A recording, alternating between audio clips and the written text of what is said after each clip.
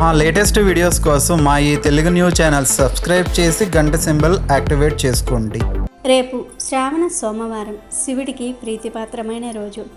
శ్రావణ సోమవారం శివుడి పటం ముందు ఈ ఒక్క పువ్వుని పెడితే మీ ఇల్లు డబ్బుతో నిండిపోతుంది, మీరు కుబేరులైపోతారు. రేపు శ్రావణ సోమవారం మీరు ఏం చేసినా చేయకపోయినా ఈ ఒక్క పువ్వును శివుడి పటం ముందు లేదా శివలింగానికి ఈ పువ్వును సమర్పించండి. మీకు తీరని కోరికలన్నీ కూడా నెరవేరుతాయి. తరతరాలు తిన్నా తరగని ఆస్తి వస్తుంది. శివపార్వతులకు ఈ పువ్వు అంటే చాలా ఇష్టం. ఈ పువ్వును సమర్పిస్తే జన్మల పాపాలు దరిద్రం పోతాయి, కోటి జన్మల పుణ్యం వస్తుంది. ఈ పువ్వును శివుని పటం దగ్గర పెట్టడం వల్ల మీరు అద్భుతాన్ని చూస్తారని చెప్పవచ్చు. ఈ పువ్వు మీ జీవితాన్ని మారుస్తుంది, మీకు ఉన్న జాతక దోషాలను తొలగించేస్తుంది. మన హిందూ మతంలో శివుడిని సృష్టికి మూలంగా పరిగణిస్తారు. శివుడు ప్రకృతి యొక్క సృష్టి, స్థితి మరియు లయను సూచిస్తాడు. ప్రకృతిలోని మార్పులు మరియు వినాశనం కూడా శివుడి ఆజ్ఞతో ముడిపడి ఉంటాయి. శివుడు ప్రకృతిని నియంత్రిస్తాడు. ప్రకృతిలో ప్రతి అంశం శివుడే. ప్రకృతిలోని ప్రతి అంశం, పర్వతాలు, నదులు, అడవులు, జంతువులు మరియు మొక్కలు అన్నీ శివుడి స్వరూపం. శివుడికి ఈ భూమిపై పెరిగే అన్ని మొక్కలు అంటే చాలా ఇష్టం, కానీ అందులో కొన్ని ప్రత్యేకమైన స్థానాన్ని పొందాయి. శివుడికి ఎంతో ఇష్టమైన ఒక మొక్క ఉంది, దానికి పువ్వులు పూస్తాయి, కాయలు కాస్తాయి. ఈ చెట్టు యొక్క పువ్వును శివుడికి ఈ శ్రావణ సోమవారం రోజు సమర్పిస్తే శివుడి అనుగ్రహం మీకు కలుగుతుంది. ఆ భోలా శంకరుడి కరుణా కటాక్షాలు మీ ఇంటిపై ఎల్లప్పుడూ ఉంటాయి. శివుడిని ఐశ్వర్యానికి కారకుడు అని అంటారు. ఇక్కడ ఐశ్వర్యం అంటే ఒక్క ధనమే కాదు, ఇందులో ఆధ్యాత్మిక జ్ఞానం, ఆరోగ్యం, శాంతి, సంతోషం, సకల శుభాలు మరియు సమస్త సంపదలు కూడా ఉంటాయి. శివుడు మోక్షానికి, జ్ఞానానికి మూలం. శ్రావణ సోమవారం శివుడిని ప్రసన్నం చేసుకోవడానికి అనువైన రోజు కనుక ఈ శ్రావణ సోమవారం మీరు ఏం చేసినా చేయకపోయినా ఈ ఒక్క పువ్వును శివుడి పటం ముందు పెట్టండి. శివ అనుగ్రహాన్ని పొంది డబ్బుకు లోటు లేకుండా జీవించండి. ఇంతకీ రేపు శ్రావణ సోమవారం శివుడి పటం ముందు ఏ పువ్వును పెట్టాలో ఇప్పుడు మనం ఈ వీడియోలో తెలుసుకుందాము. అంతకన్నా ముందు ఒక పవిత్ర కథను విందాం. ఫ్రెండ్స్, ముందైతే మా వీడియో నచ్చితే లైక్ చేసి షేర్ చేయండి. అలాగే మా ఛానల్ని కూడా సబ్స్క్రైబ్ చేసుకుని మాకు సపోర్ట్ చేయండి. అలాగే ఓం నమ శివాయ అని కామెంట్ చేయటం మాత్రం మర్చిపోవద్దు. అనగనగా ఒకానొక రాజ్యాన్ని ఒక ధర్మపరుడనే రాజు పరిపాలిస్తూ ఉండేవాడు. అతనికి 3 కొడుకులు. పెద్దవాళ్ళు 2 అహంకారులు, స్వార్థపరులు. కానీ 3వ కుమారుడైన సాగర్ మంచివాడు, దయగలవాడు. అన్నిటికన్నా ముఖ్యంగా అతను గొప్ప శివభక్తుడు. ప్రతి సోమవారం నియమనిష్టలతో శివుణ్ణి పూజించేవాడు. అమాయకత్వం అతనిలో ఒక లోపం అనుకునేవారు, కానీ అతని భక్తికి సాటి లేదు.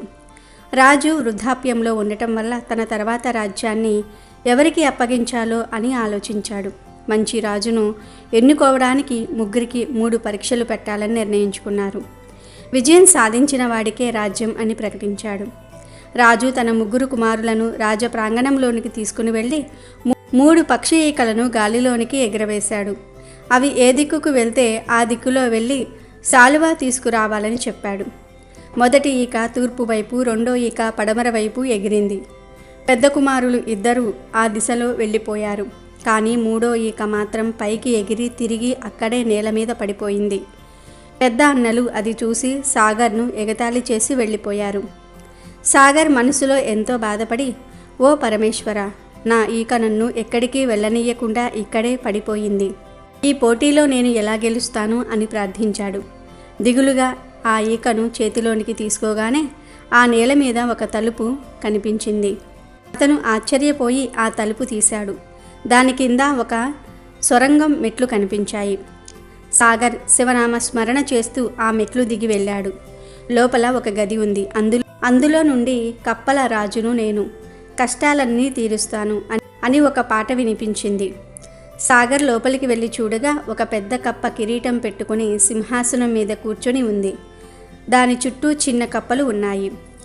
కప్పల రాజు సాగర్ని చూసి, నువ్వు ఎవరు, ఎందుకు ఇక్కడికి వచ్చావు అని అడిగింది. సాగర్ తన కథ, పరీక్ష గురించి అంతా చెప్పాడు. కప్పల రాజు అతని మాటలను విని అతని మంచితనాన్ని అర్థం చేసుకున్నాడు. కప్పలారా, నా మాయల పెట్టె తీసుకురండి అని ఆదేశించింది. కప్పలన్నీ కలిసి ఒక పెట్టెను మోసుకువచ్చాయి. కప్పలరాజు ఆ పెట్టెలో నుండి బంగారు దారాలతో అల్లిన ఒక అద్భుతమైన శాలువాను తీసి సాగర్కి ఇచ్చింది. ఈలోగా సాగర్ ఏమీ తేలేడు అనుకుని పెద్ద అన్నలు ఇద్దరు గొప్ప శాలువా కోసం శ్రమపడటం అనవసరం అని భావించి ఊరి సంతలో 2 సాదా శాలువాలు కొనుక్కుని వచ్చేశారు. రాజు ముందు సాగర్ తన బంగారు శాలువాను చూపించాడు. ఆ శాలువాను చూసి రాజు ఆశ్చర్యపోయి శభాష్ సాగర్ అని మెచ్చుకున్నాడు. మళ్ళీ రాజు 3 ఈకలను ఎగరవేశాడు. అవి గతంలో లాగానే పడ్డాయి. పెద్ద అన్నలు ఇద్దరూ మళ్ళీ 2 దిక్కులకు వెళ్ళిపోయారు. సాగర్ మళ్ళీ తన ఈక పడిన చోట ఉన్న తలుపును తెరిచి కప్పలరాజు దగ్గరికి వెళ్ళాడు. ఈసారి కూడా కప్పలరాజు తన పెట్టె నుండి వజ్రాలు పొదిగిన అద్భుతమైన ఉంగరాన్ని తీసి సాగర్కి ఇచ్చారు. ఈసారి కూడా పెద్ద అన్నలు సాదా ఉంగరాలతో వచ్చారు. రాజు సాగర్ ఉంగరాన్ని చూసి శభాష్ అని పొగిడాడు. చివరి పరీక్ష కోసం రాజు మళ్ళీ ఈకలను ఎగరవేశాడు.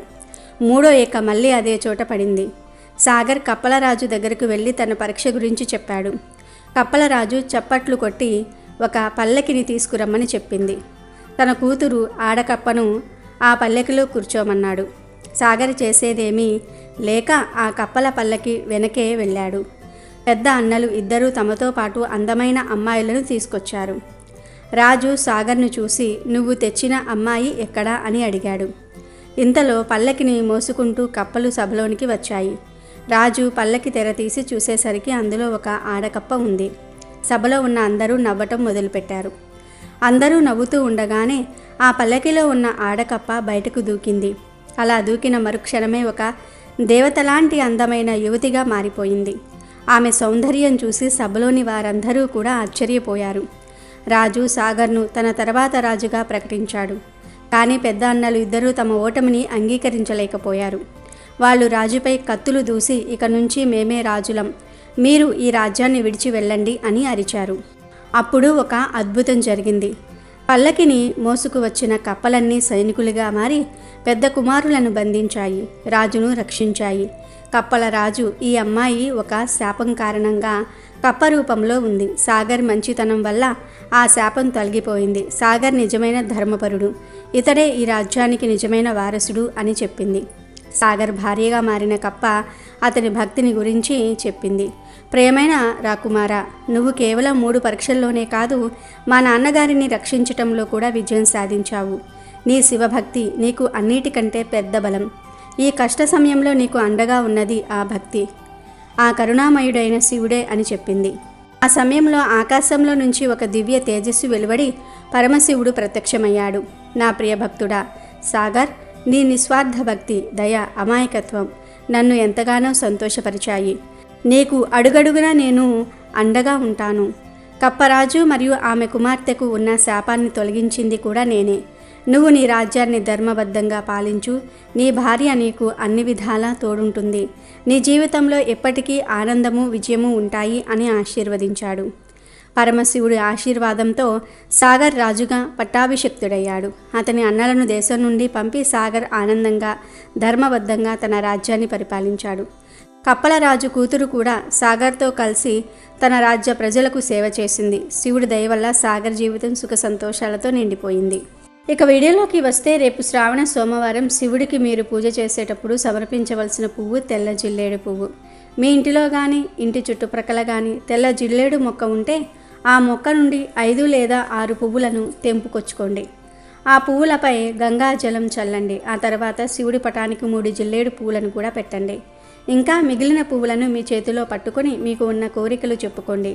మీ కోరికలను చెప్పుకున్నాక కొన్ని అక్షింతలు కూడా తీసుకొని ఆ పువ్వులను, అక్షింతలను శివుడి పటం ముందు పెట్టండి.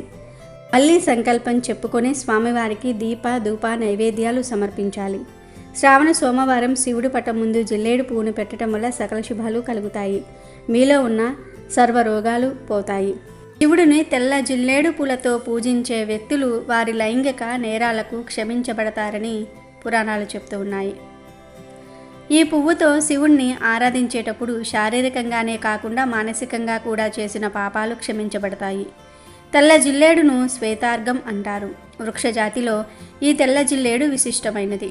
ఇందులో విషం ఉంటుందని చాలామంది ఈ మొక్కలకు దూరంగా ఉంటారు. ముఖ్యంగా జిల్లేడు పాలు కళ్ళల్లో పడితే చూపు పోతుందని భయపడుతూ ఉంటారు. కానీ గమ్మత్తేంటంటే ఈ మొక్కలో ఉన్న విషంతో ఆయుర్వేదంలో దివ్యమైన ఔషధాలు తయారు చేస్తూ ఉన్నారు. జిల్లేడులో 2 రకాలు ఉంటాయి.